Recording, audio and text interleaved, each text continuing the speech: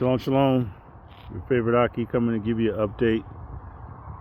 Been out working on the yard. Had Don over again today, and we made a lot of progress. Show you what we done so far. Cleaned out this area some more. Still got a long ways to go.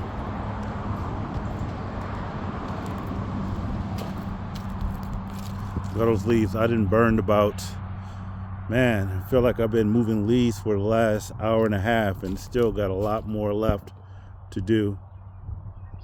So I'll get some more done tomorrow. I'm only going to work about a half day tomorrow at work, and then I'll be out here. But just look at this view. We cleaned it so well, it's almost like we picked up and moved the connex to the left. Those trees and debris was all the way up close to the connex, and now I almost need to have this connex moved a little more to the right to the tree line. End up pulling down a lot of weeds, and we still got a lot more to go. But a lot of progress has been made. When we walk down here, you can see all this. Got to go back and re-rake it and then probably till it, and then probably gonna have grass up to this point. Not quite sure yet, but still got a lot more wood to chop. If you go back and look at the last video, you'll see that there was a tree just almost leaning up against the connex, and all this was covered. You can see where the bushes came up right next to the connex, all the way up here. We made that progress. Man, gained a lot of area back here. So, like I said, it's almost like we didn't picked up and moved the connex over, but no, we just cleaned it up some. Here's some of the trees that were chopped up, and we're gonna do some more tomorrow, get some more clearing, making logs for the fire pit so I can have some firewood. Decided to burn the leaves and stuff in the actual fire pit opposed to the barrel. I don't know if you can see it over there. See if I can zoom in.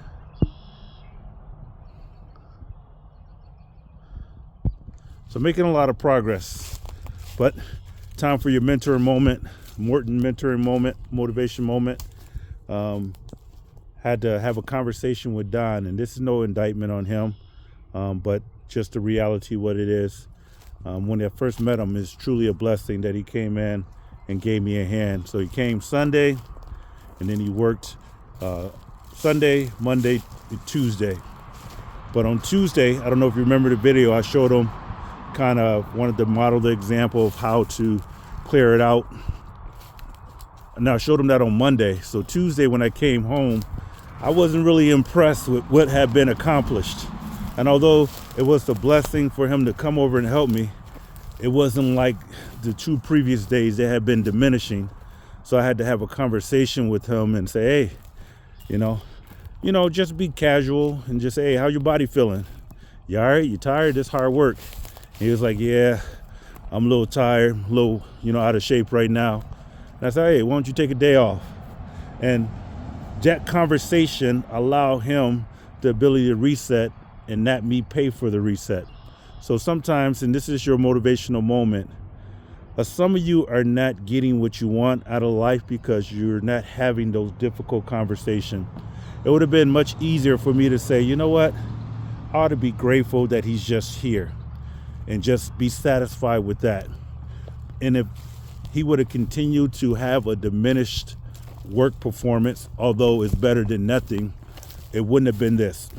So when I came back, yesterday was Wednesday, I just worked by myself after work and I didn't have him over at all.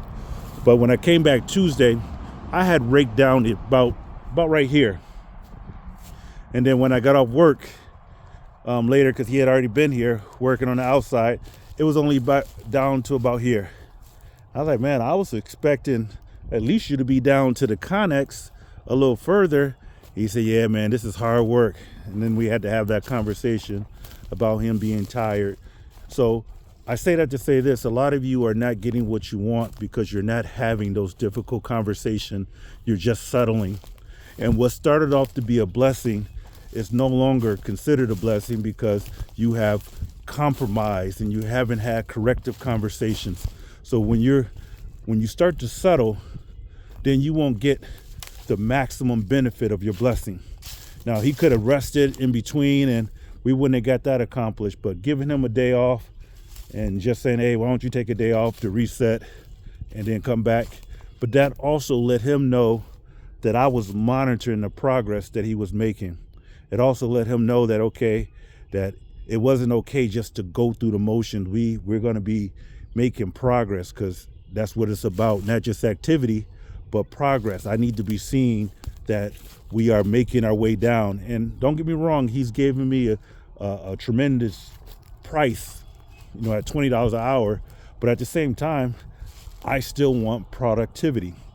There's a job that needs to be done because I got other things I need to get to. So you need to assess, like, how are you able, because you see where we left off at. Let me show you. You see that? And although it's tremendous progress, man, we still got all this to do. And the more we get down here, the thicker it's getting.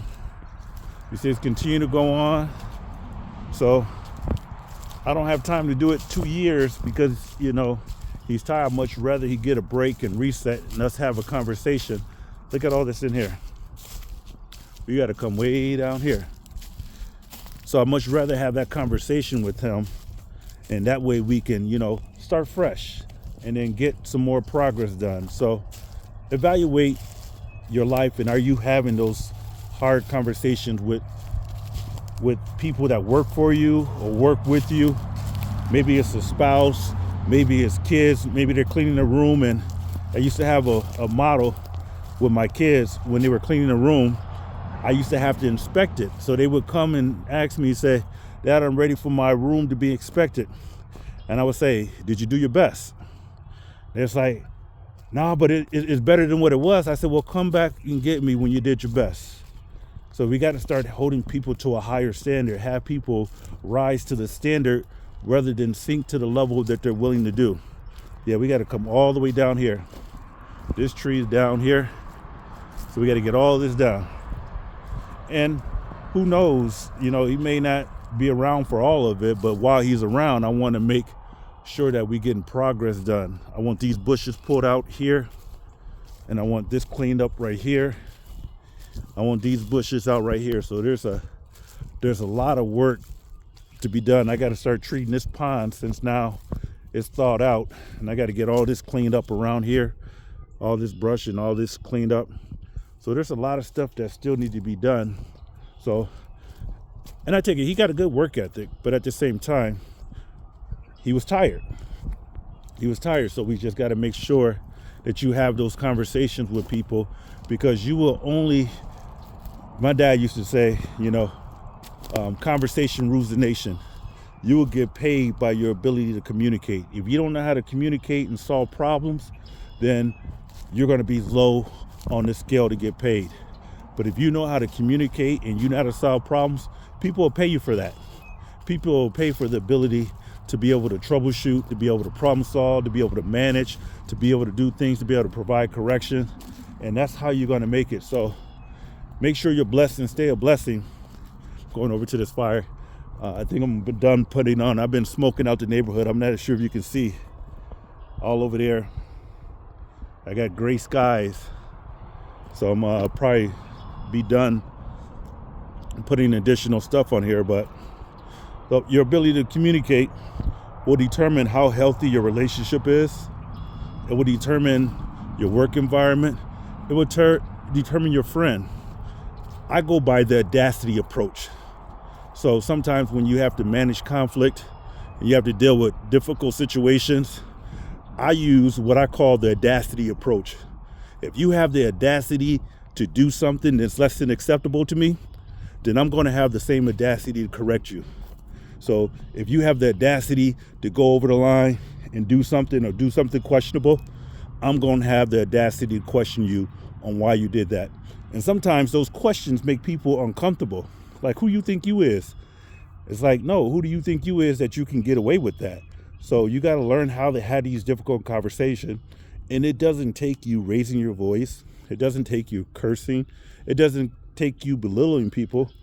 It could be something that somebody joking with you, and you know in the bottom of your heart that it wasn't really a joke, but they want to be humorous.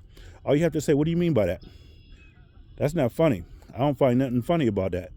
And it doesn't take you yelling, cursing, or doing anything like that. It could be somebody just saying something shicey or shady to you, or they just did less than what they had said they were going to do. Like, not to throw an ock under the bus, but I ain't going to put his name on it.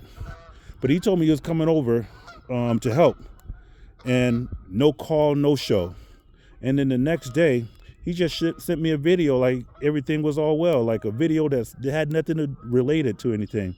So I texted him back and said, hey, I really am not interested in the video, but I thought you were, said you were going to stop by. Oh, my bad. I said, I'm about saying what you mean and mean what you say. If you weren't going to do it, then you should have communicated to me that something has changed. And, I haven't even met up with the Ak yet. But at the same time, it's about setting the conditions to know my personality is not for everybody. And everybody won't agree to the way I handle things. But I'd rather address things while they're small. I have a saying that I don't make mountains out of molehills. I'm not going to make a big deal out of something small. But then the opposite is true. I don't let molehills grow in the mountains. I don't let unaddressed things that are small grow into something that's a lot bigger than what it should have been, because if you didn't correct it, those small things becomes big.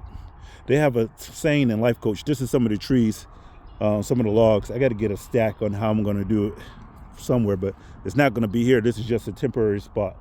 But they have a saying that in Life Coach, I'm a certified life coach. So yeah, that's a plug for that. But they have a saying that small hinges turn big doors. So somebody are looking for big doors to open. They're looking for the next big thing.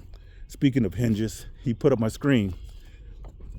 He put up the screen on the man cave. So this is the outside. I know you've seen the video before, but now I got a screen. But small hinges, he put these hinges on. This was just set off to the side. Small hinges turn big doors. So everybody's looking for the next latest and greatest thing, the big thing. But the reality of it is, it's the small hinges that turns the doors. So a lot of times it's those little small things that'll make a big difference. And it could be just you questioning, hey, I see you did this. Why did you do it that way? I'm turning the slide on in here. But why did you do it that way? Why did you say that? And you can have those questions with people and have to start questioning and getting the life that you want. Some of you are going to settle, and you're going to be one of the people that plays victim. This is the view from the inside. Got the stage. But you're going to play victim as though somebody did you wrong. But it's just about addressing it.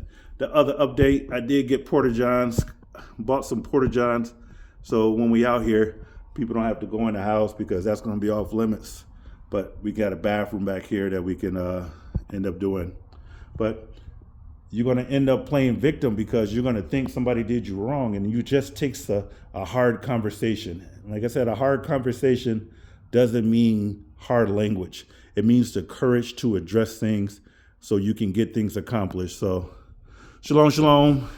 Giving you an update. I like the little screen door. You see how I get more light in now? It's the little things, and didn't have to pay him. This was he was coming to chop wood and bring the wood over here. And he said, hey, I can put your screen door if you want. I said, yeah, get it, have at it. And that was up. Look at that. This building here, I got a vision for it too. What I envision doing, I know I kind of like it being a hidden jewel, but I want to find a graffiti artist, somebody that could, do like, how they spray paint trains and stuff of that nature. I want Yahuwah name in graffiti on here. And you just kind of have different things of kind of trees in the wilderness thing, maybe even some camouflage design. So if you see it in a graffiti state, just know nobody just came and vandalized it. It was intentional. So, but just an overview. Probably sit out here a little bit, wait till this fire go down. But shalom, shalom. Make sure you communicate. utilize the audacity approach. If they have the audacity to do it, then have the audacity to address it. Shalom, shalom.